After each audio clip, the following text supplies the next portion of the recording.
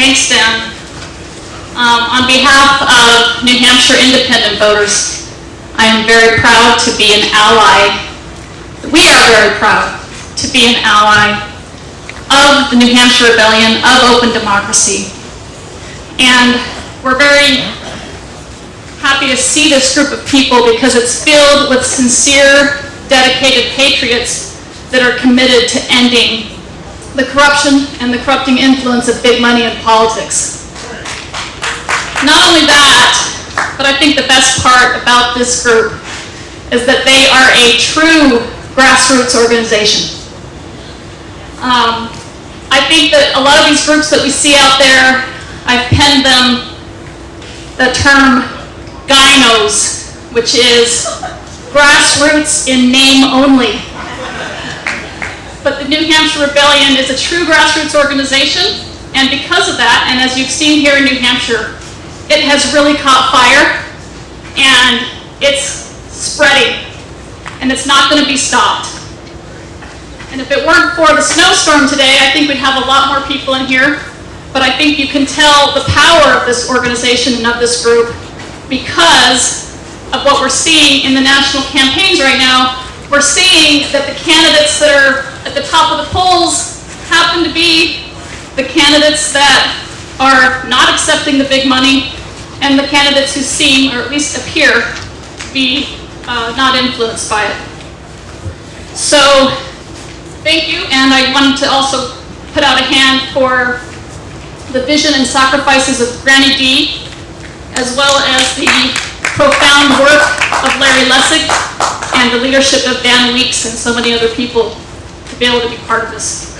And I also wanted to thank Justice Broderick. I was the chair of the Salt Lake County Republican Party when Governor Huntsman, the co-chair of No Labels, was elected governor of Utah. And I had the fine opportunity of being able to work with him. And that was a good opportunity. And we, the New Hampshire independent voters, are supportive of No Labels and their basic idea of creating vital common goals and working together to solve problems. And I went to the No Labels convention, and I was able to see a great opportunity where there were independents, Republicans, and independents all gathered together, and Democrats all gathered together to be able to talk about the issues. And that's the same here. Here at this gathering, we have Republicans, Democrats, and independents talking about the issues. We may not all agree on exactly how we're going to solve the campaign finance problem, but we do all agree on some of the basic goals. We all know that the constant need for candidates and public officials to fundraise is keeping them from being able to do the people's work. We know that the fact that they owe their past and future elections to the big money donors is keeping them from paying much attention to the concerns of the average citizen. That the influence of super PACs and lobbyists in elections is drowning out all the other voices in what is supposed to be a free market of ideas. Now, some of you might wonder why in the world I'm up here talking as president of New Hampshire Independent Voters if I was chair of the Salt Lake County Republican Party. So I think I'll try to explain that. I'll explain to you why a die-hard Republican is now a die-hard independent. My political life, I was an ideological conservative, but I was pragmatic. I was elected vice chair of the Salt Lake County Republican Party as the only officer elected from the establishment ticket in what was the first dissident grassroots takeover of party leadership. After 2 years of grueling, hard, thankless work, I thought I was done.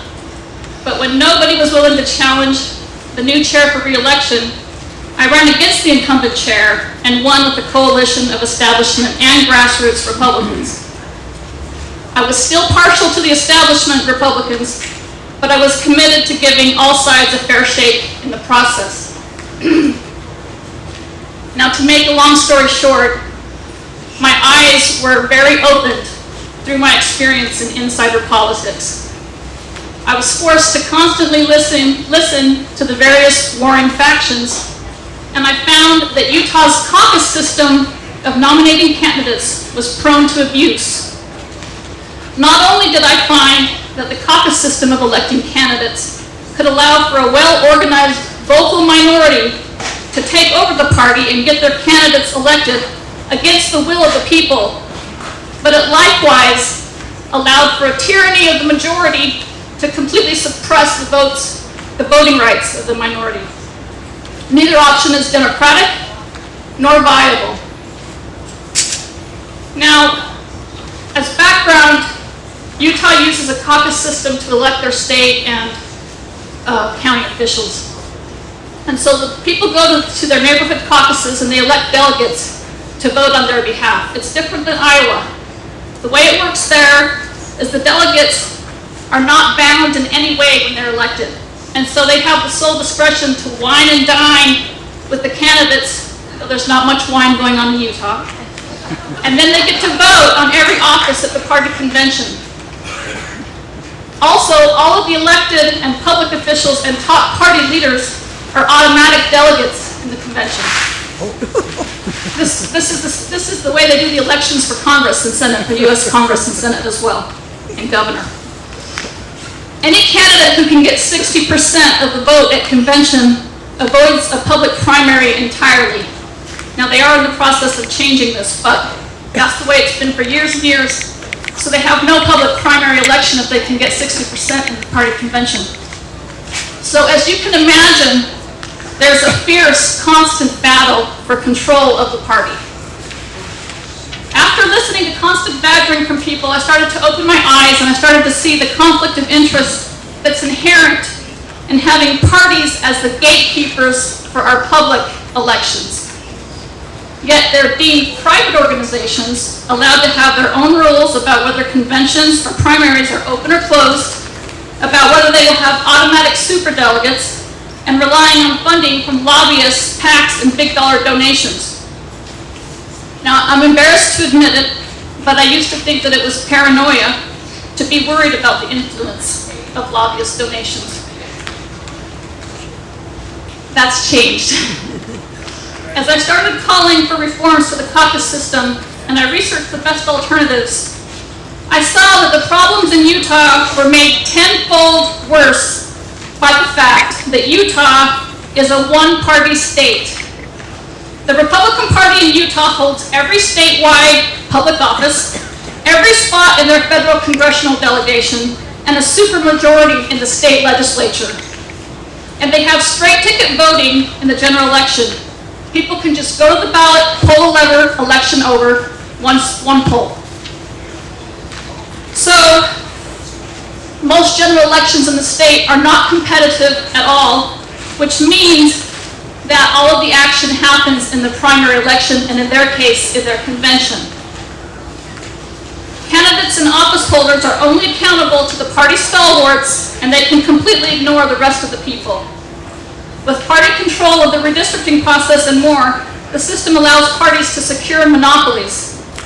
Not only does this lead to bad policy, but when our public officials have no real check by the people, it leads to corruption. 2 former Utah Republican attorney generals are currently under indictment for public corruption related to abuse of power and giving favors to campaign contributors. It's hard to convince entrenched interests to give up their power structure, so that's when I became an independent and decided to start fighting for electoral reform. Now, as a side note, I just wanted to mention that once I became an independent and broke away from the party box of thinking, my views on almost everything changed. So I certainly now see very valid points in both parties. I'm no longer afraid to talk to Democrats. In fact, there's a very good chance I'll be voting for one in the coming election on Tuesday. So as Republicans, what we believe, as independents,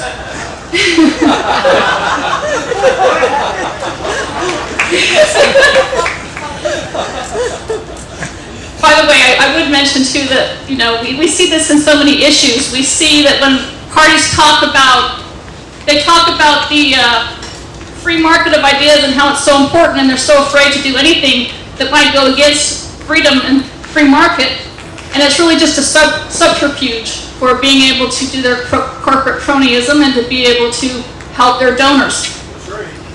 The same thing happens on the Democratic side. They talk about the importance of trying to help the poor, but a lot of times it also is a form of government cronyism that is really just trying to create a dependent base for their voting blocks.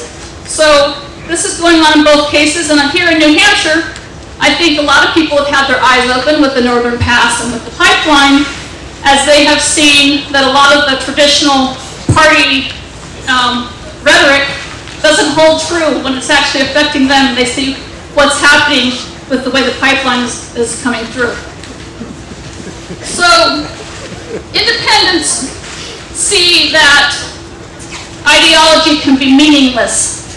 It's just used as a weapon, as a form of control, because people can't think for themselves when they think that when they just think based upon party ideology.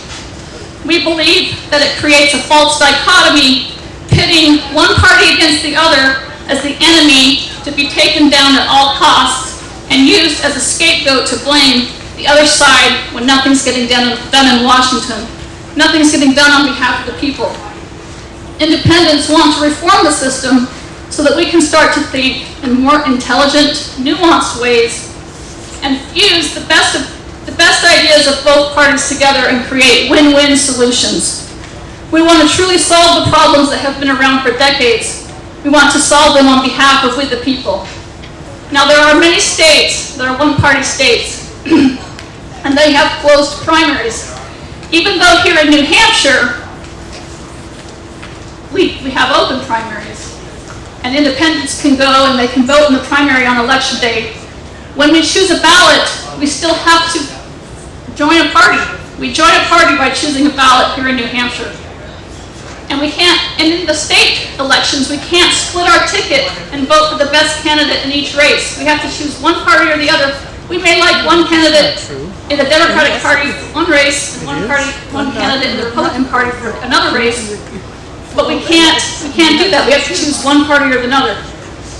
So we believe that our choices are being very limited by the party system that we have today, and that nobody should have to join a party in order to participate in determinative elections. Our elections are public elections financed by the state, and yet they're there and controlled by the party system. Now the Supreme Court has ruled that parties have a right of association to control who gets to vote in their primary, if the primary is a party nomination. However, nothing in the Constitution requires that the preliminary round of the general election be a party nomination. We don't have to have state-funded party primaries. We can make the party endorsement process private and the public election process truly public. So as part of opening our democracy, New Hampshire independent voters support nonpartisan primaries, where all candidates from all party preferences to no party preference can appear on the same primary ballot, and all voters can vote on the same ballot. The top vote getters, regardless of party, advance to the general election. California, Washington, Louisiana, and Nebraska do this, and Arizona, Oregon, and Florida are pushing for initiatives to get this on the ballot. We should have that discussion here in New Hampshire and even talk about the possibility of using ranked choice voting so that in the general election we can have more than two candidates advance. Our partisan election system, combined with big money, makes it nearly impossible for office holders to solve problems. It doesn't encourage the best office holders to run. The best candidates to run. All citizens, regardless of party identification or money, should get a meaningful say in our democracy and in our elections. And when they do, candidates and office holders will be accountable to all voters, and not just to the most partisan or the most wealthy among us, leading them to act on behalf of we the people. So we hope that you'll go over to our table, sign our petitions. We have one also that's asking candidates to pledge not to take PAC money because being an independent means that we are independent, and we are looking for candidates who also act independently, that they act for the best of the people, they act for people over party, people over money, and try to make real solutions on behalf of we the people. Thank you.